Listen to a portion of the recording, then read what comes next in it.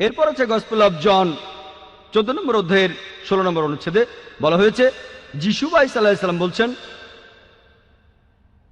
আমি পিতার কাছে প্রার্থনা করব, তিনি সাহায্যকারী পাঠাবেন যে সবসময় তোমাদের সাথেই থাকবে। এরপর গসপেল অফ জন 15 অধ্যায় 26 অনুচ্ছেদে বলছে, যখন সেই সাহায্যকারী আসবে, আমার পিতা যাকে পাঠাবেন সে আমার সম্মানটা বাড়িয়ে দেবে। এরপর গসপেল অফ জন 16 নম্বর অধ্যায় 7 অনুচ্ছেদে আছে, আমি তোমাদের সত্যি কথাটাই বলে ফেলি, আমি চলে গেলেই তোমাদের সবার জন্য ভালো হবে, কারণ আমি যদি চলে না যাই তাহলে সেই সাহায্যকারী আসবে না, আর আমি চলে গেলেই সে এখানে আসবে।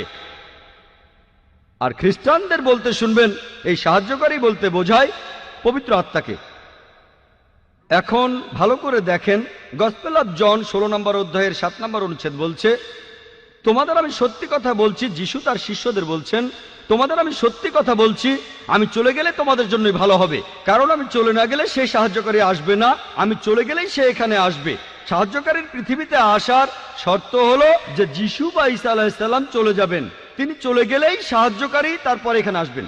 আমরা জানি যে পবিত্র আত্মা তখনও ছিল যিশুকে যখন ব্যাপটাইজ করা হয়, এমনকি যীশু খ্রিস্ট জন্মানোর আগেও পবিত্র আত্মা সেখানে ছিল যখন তিনি মায়ের গর্ভে ছিলেন। অনেক জায়গায় বাইবেল কথা বলা হয়েছে, তাহলে এই সাহায্যকারী আসলে পবিত্র আত্মা হতে পারে না।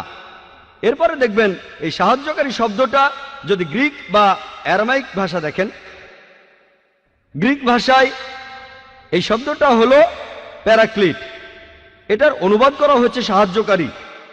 প্যারাক্লিট শব্দটার অর্থ আসলে সমর্থন করা। মূল শব্দটা হলো প্যারাক্লিটস, যার অর্থ যে প্রশংসা করে অথবা যে প্রশংসা পাওয়ার যোগ্য।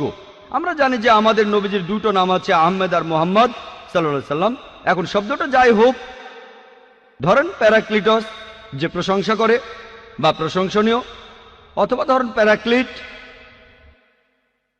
হোক সমর্থক বা সাহায্যকারী। আলহামদুলিল্লাহ, এই কথাগুলো সবচেয়ে বেশি মেলে সর্বশেষ নবী মুহাম্মদ সাল্লাল্লাহু আলাইহি সাল্লামের বেলায়।